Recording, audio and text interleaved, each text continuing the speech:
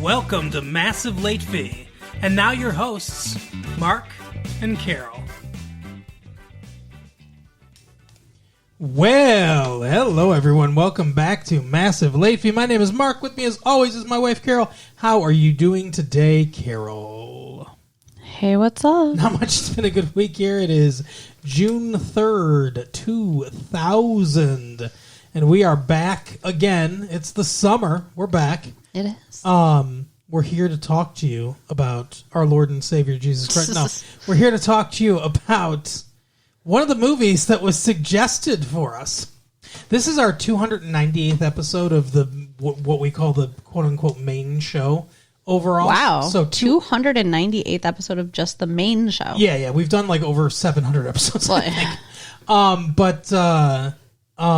So 2 episodes from now, which will be sometime during the summer, we'll have our 300th episode. So not next episode, but the episode after that, we should plan something special. Yeah, for sure. I'm trying to get into my email. Oh, so you can... to call out the individual. Yeah, the had us watch.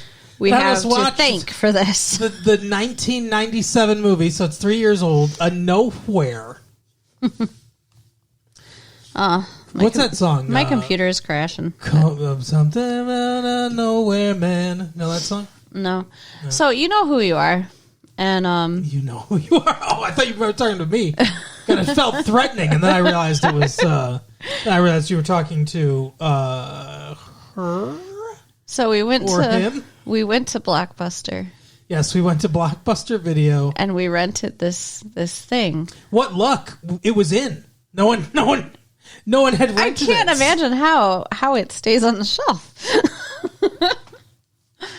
Insane. So this movie, they described it as 90210 on acid. Yeah. It's definitely an acid trip. It's weird. It's very weird. I was trying to get into your email too with my computer, but everything's going weird too, so I'm just letting it go for now. Anyway, she does know who she is. I think it was a woman, right? I don't know. We usually get written to by women. Sometimes we get written to by men. Don't. There are men that write to us too. What about, Scott? Scott used to write to us all the time. That's right. What about Roland? Yeah, see? We got the dudes. Anyway, so sup, dudes? There's the guys that think your voice is super sexy too. Exactly. Well, remember one of the ladies thinks your voice is sexy. She said so. Yeah, well, that's fine. Anyway, it is fine. Let's talk about this movie. I don't even know where to begin. Everything about this movie is weird. Every fucking thing. This dude that wrote this, Akira something, I think. Apparently, this is the third in a trilogy of his of like teen, gay, like coming of age, weird. The world's gonna end, like kind of movies. Why does the world have to end with the gay kids? Like, right. what's the crossover here? I don't see it. I don't know, but I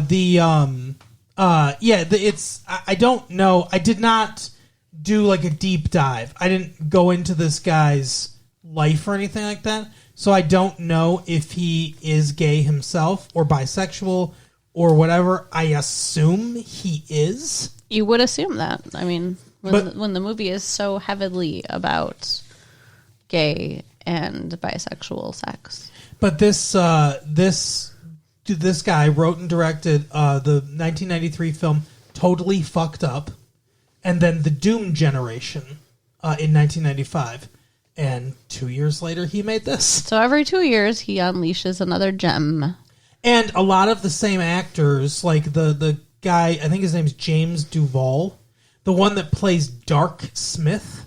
And let me tell you something. I don't want to say anything that's super offensive to this writer and director or whatever, because I will say it's, you know how like you'll see a movie sometimes they're rom-coms, sometimes they're horror movies or whatever, or like formulaic movies where you're like, oh, I know exactly what's going to happen in this movie. I know beat for beat what's going to happen. And sometimes those movies are good, even though you know what's going to happen.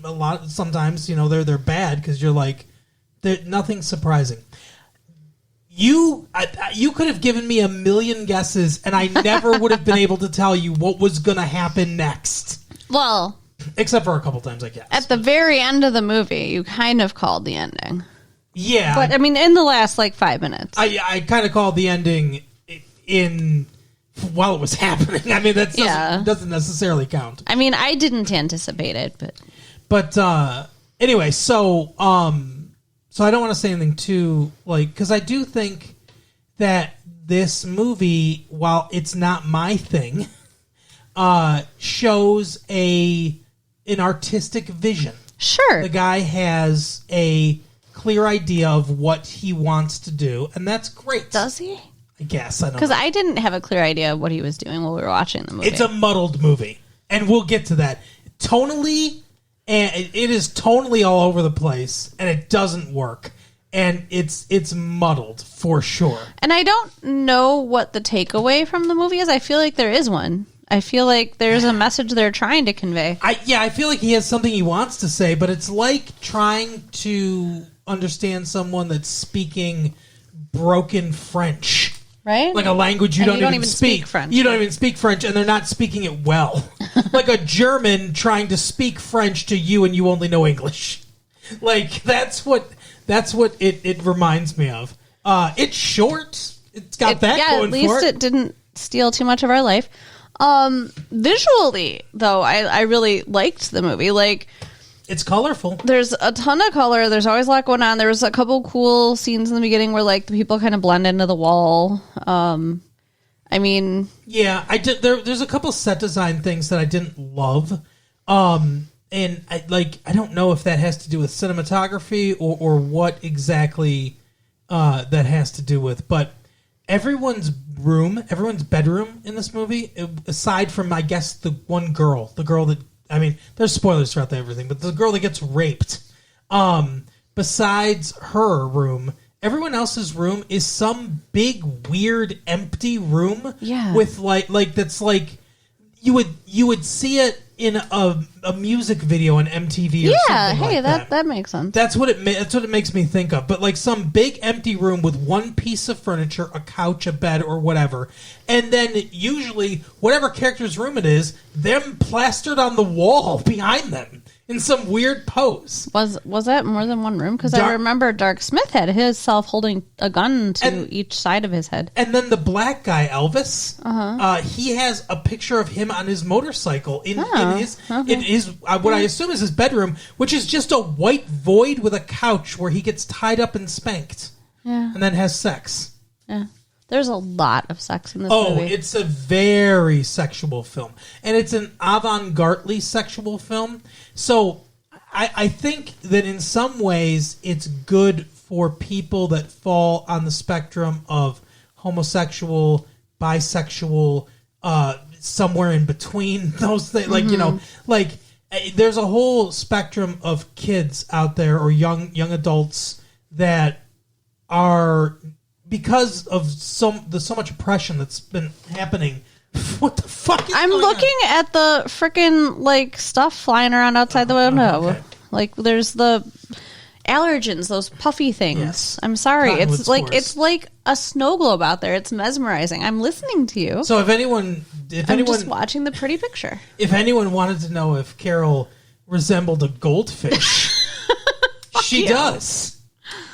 Anyway, so there's a whole group of kids that have grown up being oppressed and not being able to feel like they have anything that speaks to them, in the media, in music, stuff like that.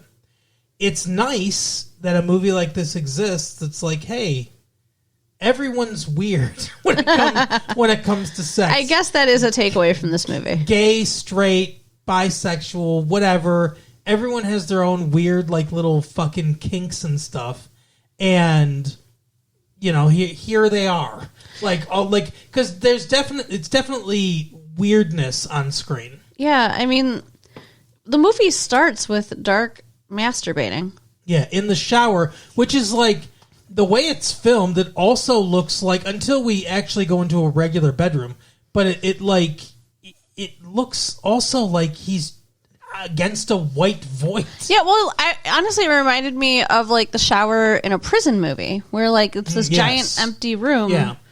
But it was just him, and it's just his house shower, so I don't get it. But yeah, we start with Dark Smith, a name that like an angsty 12-year-old would give the protagonist of their fan fiction. But like everyone in this has a weird name. Yeah, there's like egg we both said egg. Hand job. Yeah. Whose name is Hand job? Come on. Some dude. Yeah, everyone had a fucked up name. But also, like, there's so much sex in this movie, right? It's supposed to be kind of a sexy movie, I guess. It's not. But it's not. Like, it's like every once in a while there's something that might be arousing for like a second, and then they do something so disgusting that then you feel gross for having been aroused for a second. Yeah, and I wonder if that's the point. I don't know. But because is this movie trying to like talk about shame and stuff too? But maybe. I don't know necessarily. Like, well, we'll get to it. What? Okay. But yeah, the movie has a fascination with male nipples. There are so many nipples, and most of them are male. You're right. Yeah. I mean, we do see Claire, the actress that played Claire in 90210. We see her boobs. We do? Don't we? I don't think so at all. No? Not that I remember. I thought we did. I don't remember seeing. I remember seeing that. We see some of Rachel True from The Craft, like the side of her boobs. I don't think we see. Are there any female boobs? Well, I should have been paying better attention. I guess I don't know because I don't know that there were. I don't know that there were. I mean, like, I really, really, really thought we saw her boobs. Maybe we did, and I wasn't. I was looking away from the screen for a second. I don't know. Shame on you. But I don't remember that. But and then they're like ripping nipple rings out. Yeah, of guys. And stuff. I guess maybe I don't remember that because none of the nudity or sex in this movie was titillating to me at all, which is fine. Like there's a place for if the director's point of view or the director's point is not to make this sexy, make this alluring to people, but more to like say, hey, this stuff happens. Because it definitely seems like a deliberate choice that it's filmed, written, staged and everything in a way that's not super sexual. That's more weird, or whatever. Yeah. But yeah, we open with Dark Smith masturbating, imagining just different things, like imagining his girlfriend Rachel True, who's bisexual, who's also dating Claire from 90210, whose name is Lucifer. Yeah. What the fuck kind of name is that for a girl too? Like, what the hell? And then she's also getting banged by two brothers, Ski and Surf. Yeah. And that's the thing. Like, that's the other thing too. Is everyone's name like this to dehumanize them? Because no one has a human name. Well, I mean, they mention at one point, I think it's Egg that says like my real name. Whatever is something, something like that. But is that to connect a little bit with her because of what happens to her? Probably because they want us to care a little bit more about her, right? Because the black kid, Rachel True's younger brother, his name is Zero. Yeah, and then I can't remember his girlfriend's name, played by Minu Suvari, American Beauty. Yeah. That's a weird thing, too. It's like, this movie was from a few years ago. 1997, yeah. And, like, I don't know, had Cruel Intentions come out yet? No, that came out in 99. We did that one in 99. Oh, yeah, Ryan Felipe's in this. Mm-hmm. So is Heather Graham, who is in Boogie Nights, also came out in 99. The Craft. There were two actresses from The Craft in this movie. And I think that came out in 97. I think it came out the same year, or maybe 96. I don't remember. No. We did it, but I don't remember what year exactly it came out. One of those two, for sure. Yeah, I mean, they've got a lot of really strong, actors and actresses. That's... Well, and so he's masturbating in his bathroom, or trying to, and Beverly D'Angelo appears out of nowhere for 5 seconds. I don't know who that is. You said her name when it happened too, and I'm like, I'm not impressed. I don't know. Whoa, wow, that's Beverly D'Angelo attacking you. Oh. She's actually a level 7 witch. You didn't know. I think I inhaled one of those puffy things. Oh my god, that's what happens when you stare too long at a puffy thing. Oh. It gets in your mouth. But she had on this like green face mask, so I wouldn't have recognized her no matter what. She's the mom from Vacation, Christmas Vacation, and National Lampoon's Oh, Vacation. okay. She's Mrs. Griswold. Yeah, I got it. I know who she is now. Thank you. So that's she plays the mom. She's in the movie for 5 seconds. She has one line where she says, "You masturbate too much, and your dick will fall off if you keep doing it." But she says like Flogging the bishop. puppy. She said something about the puppy. Yeah. And I mean, she uses a couple different innuendos, but it's gross. Like, why would you talk to your kid like that? There's a lot of weird family shit going on in this movie. Like, don't ever let your kid know that you know what they're doing in the bathroom. No, it's no good. That's horrifying. And so he's, I guess, in college? I don't know. Is he? Did he mention school? Oh, yeah, he's doing a project for his class or whatever. I think they're in high school, actually. That's what I thought. No, I think it's high school and they were skipping. I guess, yeah, I guess so. They pick up that other young kid who was about to take the bus to school. With heterochromia. Yeah, the 2 different colored eyes, for those of you who don't know. I don't know if this person actually has heterochromia or if they put a colored contact in for something. He also starred in Dark Smith's masturbatory fantasy. He did, yeah. Like, that's weird because we see him before we meet his character in the masturbatory fantasy. And when they meet him, they're not super good friends. No, they're introducing to each other like they have a class together. Yes, and I guess that's why he was in the fantasy. But they don't actually talk. So it's like, yeah, he's just fantasized about this dude from his class. Yeah, he fantasizes about a girl, he fantasizes about a guy, he fantasizes about 2 girls at once. Yeah, and his girlfriend's in there a lot, so he knows, he thinks she's hot. Right. But yeah, so it's weird. The whole thing's weird. Mm-hmm. That's what we start off. So you would think that the movie is think kids, but more homosexuality, I guess, And less real. Oh, for sure, way less real. I mean, there's nothing about this movie that says this is reality. Honestly, it doesn't seem like it's supposed to be even our world. No, it doesn't feel like... Because I was thinking about it, because they start out by saying Los Angeles is like nowhere. And it made me think of Less Than Zero by Bret Easton Ellis, or, The Rules of Attraction by Bret Easton Ellis. So it made me think of Bret Easton Ellis books. But Bret Easton Ellis books are... they're grounded in reality. It's like maybe a slightly exaggerated version of what our world is, but they're grounded in reality. When he talks about Los Angeles on this one, at no point did I think to myself, "Oh, this is what life is like for teens in Los Angeles." Right? They do ecstasy and play kick the can every night. A game from 50 fucking years ago. Were they really playing kick the can though? Yeah, that's the game they were playing, yes. But it seemed more like fucking like hide and seek. I mean, they were like spinning around. And... That's how Kick the Can's played. Oh. I've never played Kick the Can. They have a can and like, I don't know all the rules because unlike what you think, I'm not actually a grandpa. But I know it's like a hide and seek variant, basically. Like they have to, when they're free or whatever, like the guy passes by them or whatever, they go and run and they kick the can. If they can get to and kick the can before they get found, then that means they're free. Okay. And they can just go to the free area, I believe is how it's played.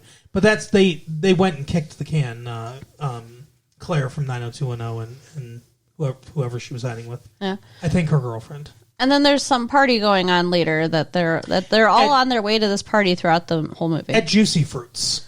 Yeah, another great name. And I don't understand, like I said, there's something with the naming thing to me. And I don't know if it's dehumanizing or what, but it's weird. Yeah.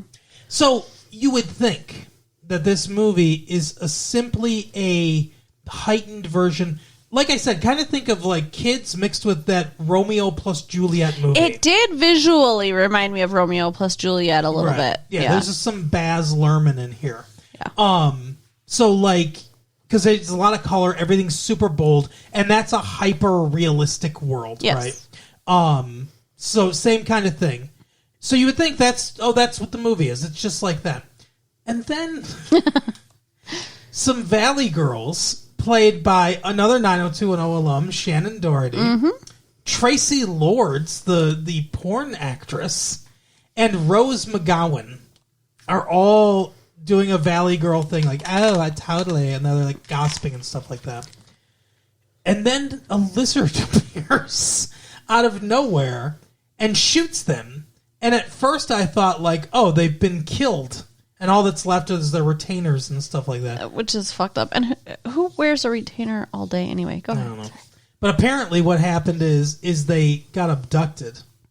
But I mean, like, By aliens. Lizard aliens. You could have knocked me over with a feather. Yeah. When that happened, I said, what? What? He was very upset. So there are two plots going on in this movie. Well, there's three plots going on in this movie. One plot is the teen stuff. Everything going on with the teen stuff and the relationship things. Right? Okay. Then there's the alien abduction shit. Which is, it feels like a minor plot, really? Yeah. Which is weird that would be a minor plot. And then there's the, like, wraparound thing of the John Ritter as this, like, religious figure, Moses' helper. Mm-hmm. And his influence on a couple different people. Now, he's talking about how great it would be to be in heaven. Mm-hmm.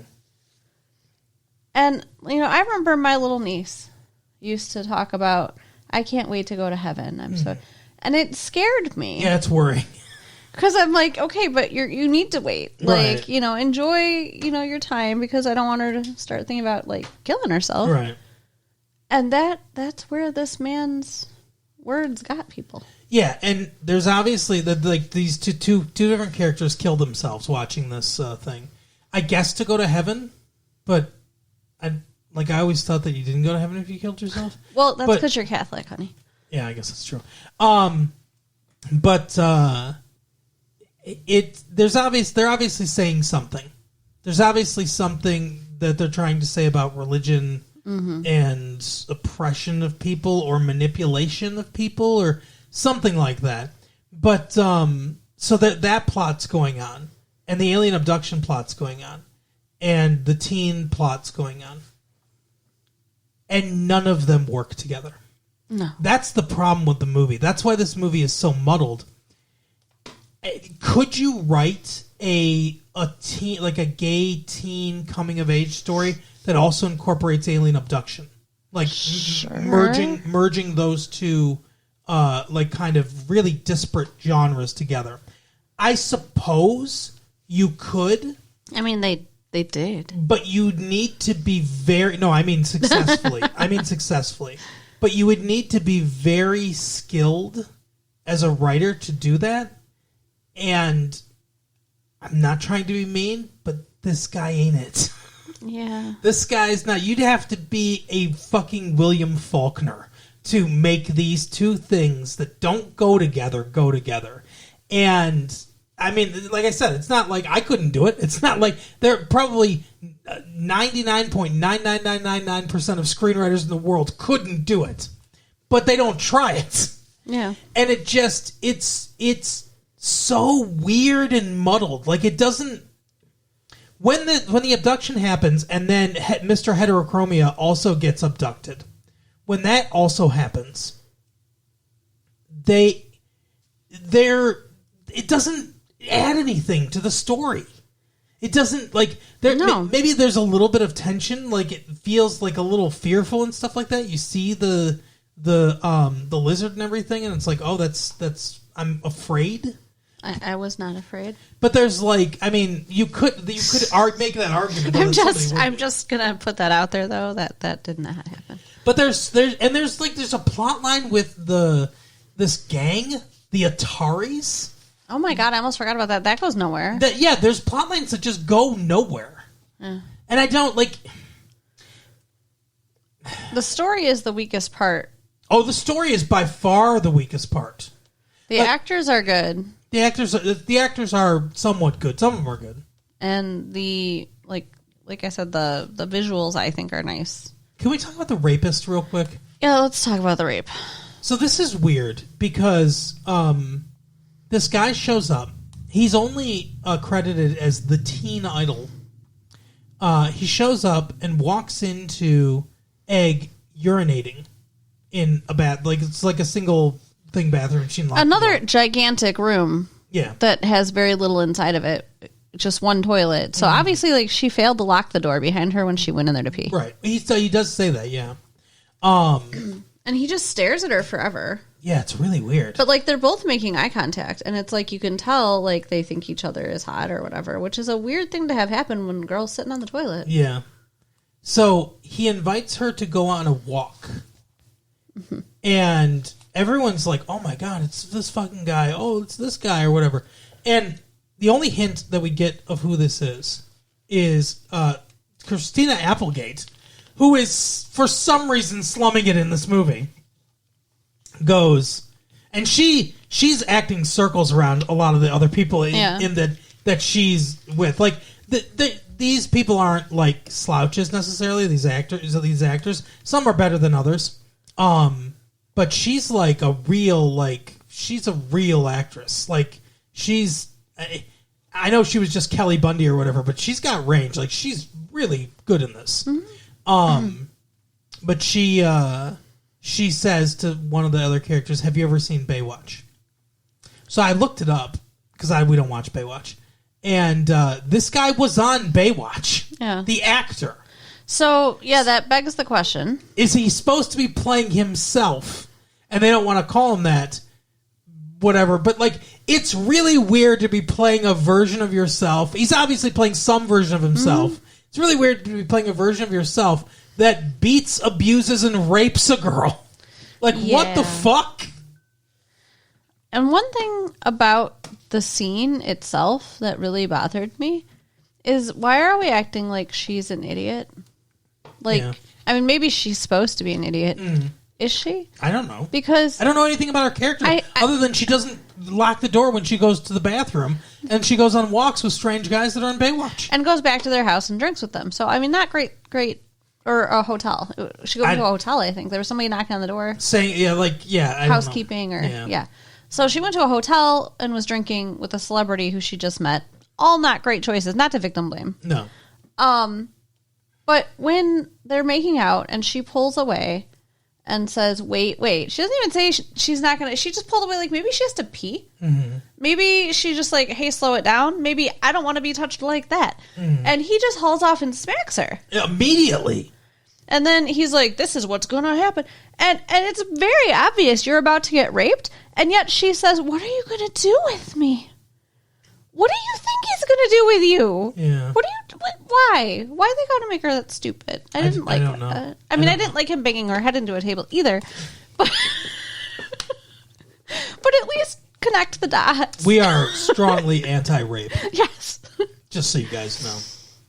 Oh my God. And then she's all traumatized afterwards. It was very sad. And then she ends up killing herself. Yeah. And the other person that kills himself is the drug abuser. Which I also think is funny because he's dating some guy and they're in a band together and they're working on a music video. This is all like information that we get just through dialogue. And he's like, oh my God, you told me. He goes to Handjob, his whatever drug dealer, to get drugs. And the boyfriend is like, you told me you wouldn't do drugs anymore, that you'd quit, and fucking like, this is going to ruin your life and everything. And then when they go play Kick the Can, the fucking boyfriend's doing ecstasy. Okay. Like, what? But he maybe doesn't have a drug problem. That seems pretty hypocritical. I guess. Don't do drugs, but I'm going to go do drugs. But, I mean, this other guy was, like, strung out, like, laying around somewhere. I mean, there's a difference between socially, like, doing some ecstasy with your friends and doing whatever this guy was doing. Yeah, so, just so you guys know, we're pro socially doing ecstasy with your friends. I'm not saying that. We're anti-heroin. I'm saying there is a difference between. That's all. Not that either one of them are good, but I think that there's a difference. Okay. Okay. I just think it's pretty hypocritical. Okay.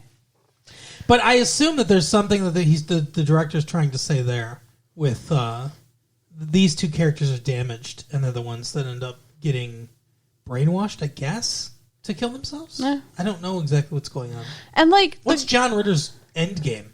Because like maybe he's working with the aliens. maybe he is. I don't know. Are the aliens in the other movies? Is there like a bigger plot that we're not aware of? That's a great question, and I don't care enough to watch the other movies. But No. like, that is a very good question. It's possible. Yep. But yeah, because like at one point, one of them says when Heterochromia, who gets abducted, when he comes back, he's like, "Oh, I saw their plan to invade and take over." That's like, okay, so that's going to happen then. It doesn't happen in the movie, but like, I guess it's implied it happens after the movie. Well, and then can we just talk about what fucking happens? Yeah, let's talk about it. So then he gets in bed with and maybe I'm getting old, Yeah. but I've got to say this really bothers me. Mm-hmm. Okay, Dark Smith was standing Dark Smith bothers me too. was standing behind a guy who got killed, Uh-huh. and there was a lot of blood, and he has blood on his face, and he goes home and just gets in bed. He doesn't wash his fucking face. And then this guy shows up at his window and he lets him in and they get in bed now together. And nobody's worried about blood on his face. Like I'm just like, go wash your face. He also has mold on his foot. Yeah, oh yeah, I forgot he stepped in some mold and got in the bed. What the fuck is wrong? I mean, is this like the way boys are? Is this like two gay dudes are just gonna be like, okay, it doesn't matter because we're guys? Like, I don't think so. I've never had sex with blood on my face.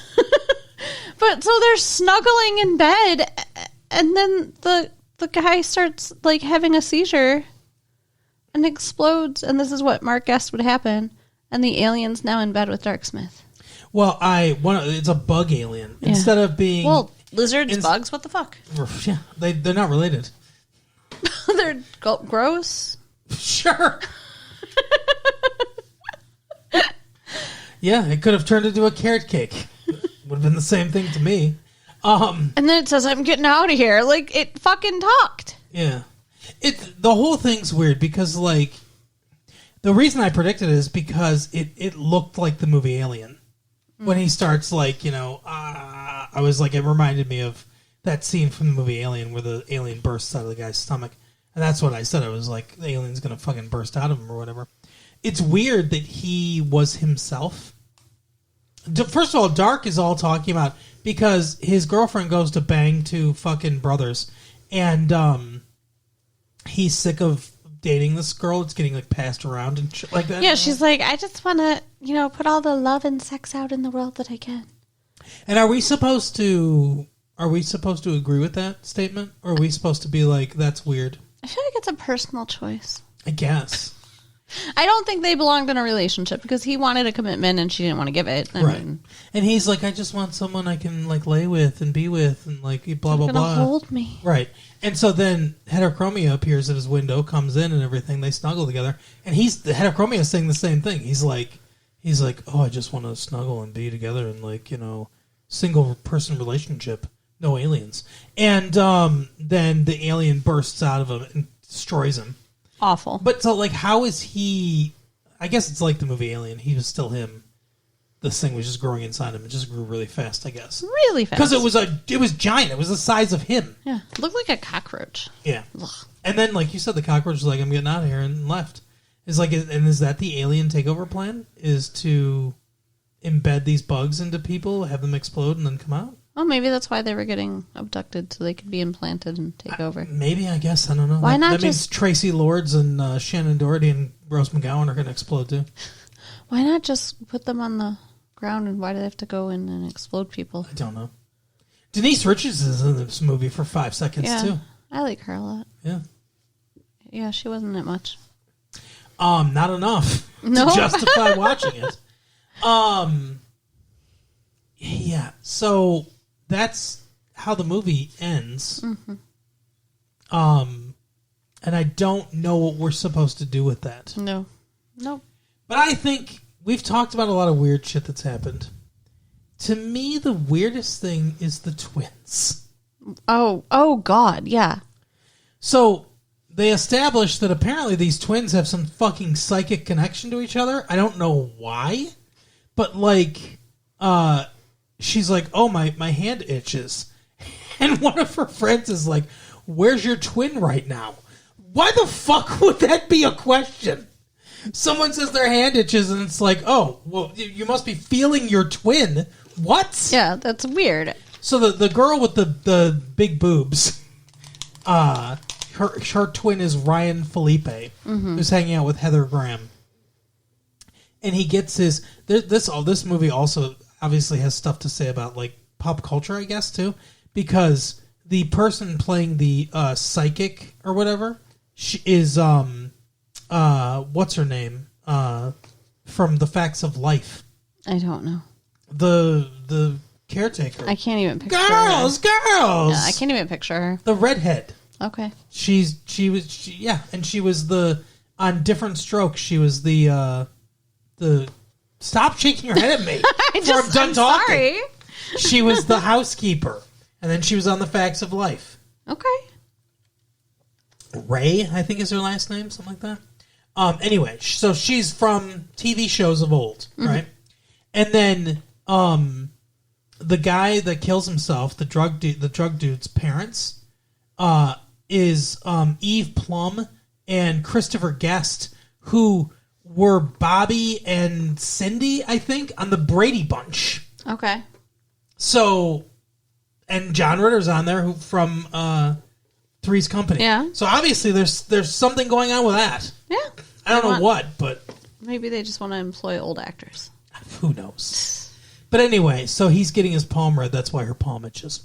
And then later, she's having sex with her boyfriend, Elvis, and he's having sex with Heather Graham at the same time. And they split screen them like they're feeling each other's orgasm. Mm-hmm, it's so gross. And then later, they're at this party together, and she's like, "Oh, like he's fucking Heather Graham against a wall, you know, at this party." And she comes up. His sister comes up and starts talking to him. Yeah, like she taps him on the shoulder. They're just having a conversation. She's like, "Oh, no wonder I've been so randy lately or whatever, because you're having all the sex." And then her boyfriend ends up having sex with her. Up against the wall, too. So they're having right sex. next to each other. Yeah. Who does that? Nobody. That's not normal. That's not okay. No. No. Who does that? Boundaries, people. So, pretty fucked up. All of it's everything about this movie was fucked up. There was not a normal thing. Even, like, they all have a meal, and then half the girls are like, "Oh, I'm not going to make myself puke. I'm going to do Adderall." The other one's like, "Oh, that was egg. I'm going to go puke." And, like, yeah, they can't even eat without it being weird. And here's the thing. If you wanted to make a movie about gay teens in Los Angeles in the style of, like, Baz Luhrmann's Romeo and Juliet, with all the color and, like, you know, it's not really a realistic world and everything. You wanted to do all this stuff. I think you could make that a really entertaining film. Sure. And I think there could be a bunch of weird shit happening, you know, and everything. And like, it would be interesting, thought-provoking. We could have a really in-depth discussion about what it means to be homosexual in today's society and stuff like that. But what you can't do is introduce an alien abduction plot that doesn't connect to the main story in any meaningful way and only serves for some bizarre, weird twist, like gotcha ending that doesn't add anything to the story at all. No. And then, I mean, the stuff with the preacher guy, I guess, or whatever, could stay in, I suppose. I don't know. That sort of goes a little bit with the motif. Yeah. But it is a little bizarre and out there. I don't know. Yeah, bizarre and out there. Those are definitely good descriptors for this film. I can't recommend the movie. No. I mean, the good thing is, like you said, it's short. So if you really want to see what we're talking about, go ahead and rent it at Blockbuster. I understand why it might garner some cult success. Sure. But it's not for me. No, I did not enjoy it. I'm sorry. But that is the episode for the week, Carol. It is. Why don't you tell the people where they can find their own psychically connected sexual twin? Gross. You can write us at latefee1994@AOL.com. Yep. Check out our website at www.retrolatefee.com. It's like it's snowing. And share the tapes with your friends. All right, well, see you next time. Bye. Bye.